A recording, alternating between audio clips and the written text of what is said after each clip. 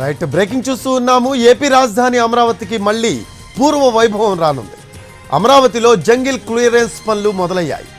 వెలగపూడిలోని సచివాలయం వెనుక వైపు ఉన్న N9 రోడ్డు దగ్గర నుంచి ముళ్ల పొదల తొలగింపు ప్రారంభమైంది. దట్టంగా ఎదిగిన ముళ్ల కంపలను, పేరుకుపోయిన చెత్త చెదారాన్ని ప్రొక్లైనర్లతో తొలగిస్తున్నారు. జోన్లుగా విభజించి ముళ్ల కంపలు, తుమ్మ చెట్లు, చెత్తా చెదారాన్ని తొలగిస్తారు. జంగిల్ క్లియరెన్స్ కు టెండర్లు పిలవగా 36,50,00,000 రూపాయలకు NCCL సంస్థ కాంట్రాక్ట్ దక్కించుకుంది.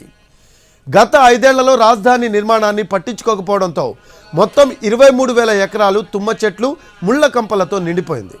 అమరావతిలో దాదాపు 70% అడవిని తలపిస్తూ ఉండడంతో ముళ్ల కంపలను, చెట్లను తొలగించాలని మున్సిపల్ శాఖ నిర్ణయం తీసుకుంది. నెల రోజుల్లోనే వీటిని తొలగించనున్నారు. మొత్తం 99 డివిజన్లలోనూ ఒకేసారి జంగిల్ క్లియరెన్స్ పనులు పూర్తి కానున్నాయి. ముళ్ల కంపలు, తుమ్మ చెట్లు పెరిగిపోవడంతో రైతులకు ఎవరి ప్లాట్లు ఎక్కడున్నాయో తెలియని పరిస్థితి. కూటమి ప్రభుత్వం అధికారంలోకి వచ్చాక అమరావతి నిర్మాణంపై ఫోకస్ పెట్టింది. జంగిల్ క్లియరెన్స్ పనులు చేపట్టింది. జంగిల్ క్లియరెన్స్ అయితే రైతులకు ఎవరి ప్లాట్లు ఎక్కడున్నాయో తెలుస్తుంది.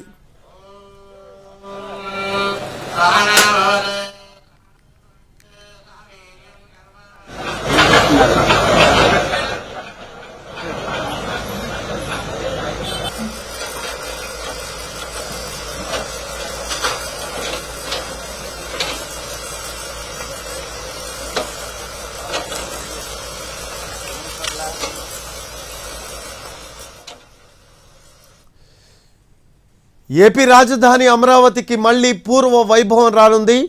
అమరావతిలో జంగిల్ క్లియరెన్స్ పనులు మొదలయ్యాయి.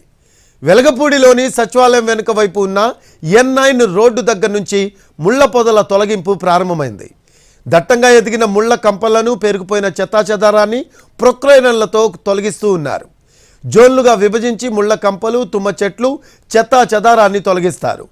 జంగిల్ క్లియరెన్స్కు టెండర్లు పిలవగా 36,50,00,000 రూపాయలకు NCCL సంస్థ కాంట్రాక్ట్ దక్కించుకుంది. గత 5 ఏళ్లలో రాజధాని నిర్మాణాన్ని పట్టించుకోకపోవడంతో మొత్తం 23,000 ఎకరాలు తుమ్మ చెట్లు, ముళ్ల కంపలతో నిండిపోయింది. అమరావతిలో దాదాపు 70% అడవిని తలపిస్తూ ఉండడంతో ముళ్ల కంపలను, చెట్లను తొలగించాలని మున్సిపల్ శాఖ నిర్ణయం తీసుకుంది. నెల రోజుల్లోనే వీటిని తొలగించనున్నారు. మొత్తం 99 డివిజన్లలోనూ ఒకేసారి జంగిల్ క్లియరెన్స్ పనులు పూర్తి కానున్నాయి. ముళ్ల కంపలు, తుమ్మ చెట్లు పెరిగిపోవడంతో రైతులకు ఎవరి ప్లాట్లు ఎక్కడున్నాయో తెలియని పరిస్థితి ఉంది. కూటమి ప్రభుత్వం అధికారంలోకి వచ్చాక అమరావతి నిర్మాణంపై ఫోకస్ పెట్టింది. జంగిల్ క్లియరెన్స్ పనులు చేపట్టింది.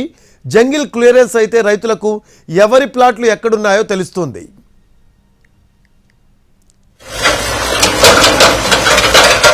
మనతో పాటు ఇప్పుడు మంత్రి నారాయణ ఉన్నారు. ఆయనతో ఒకసారి మాట్లాడదాం. సార్ చెప్పండి, ఇప్పుడు చూస్తే కనుక ముళ్ల కంపల తొలగింపు అని చెప్పేసి ఏదైతే తీసుకొచ్చారో అది ఎన్ని ఎకరాల్లో చేస్తున్నారు, ఎంత దీనికి టెండర్లు పిలవడం జరిగింది? అంటే అమరావతి క్యాపిటల్ సిటీ ఏదైతే 217 చదరపు కిలోమీటర్గా ఆ రోజు డిసైడ్ చేసామో దాంట్లో డ్రోన్ ద్వారా అధికారులు యాక్చువల్గా ఎంత కంప చెట్లు ఉంటాయనేది ఎస్టిమేట్ చేస్తే సుమారుగా 24,000 ఎకరాలని వచ్చింది.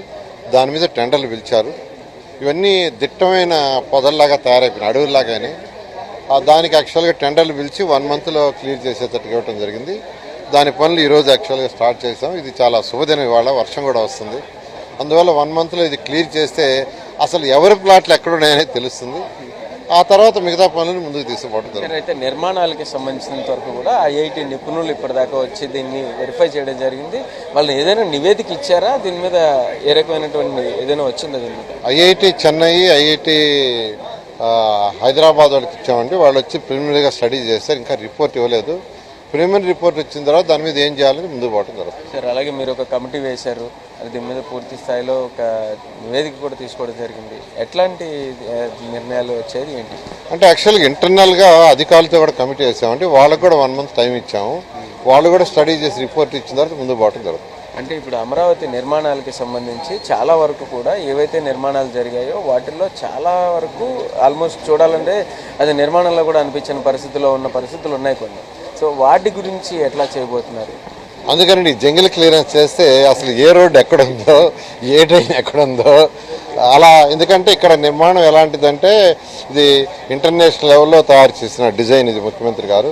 ఎందుకంటే ప్రపంచంలో టాప్ 5లో ఒకటి ఉండాలని చేసింది. అందువల్ల ఫస్ట్ జంగిల్ క్లియరెన్స్ చేస్తే మనకు క్లారిటీ వస్తుంది, ముందు పోతుంది. సో అది జంగిల్ క్లియరెన్స్ చేస్తేనే మొత్తం అన్నిటికీ కూడా ఒక క్లారిటీ వస్తుంది. ఏం చేశాము, ఎక్కడేమి ఉన్నాయి అనేది పూర్తిగా తెలిస్తేనే తర్వాత ఏం చేయాలి అనే దాని మీద కూడా ఒక నిర్ణయం తీసుకునే అవకాశం అయితే ఉంటుంది అని చెప్పేసి మంత్రి నారాయణ చెప్తున్నారు. కెమెరా పర్సన్ కోటితో రామ్, ఎన్టీవీ, అమరావతి నుంచి.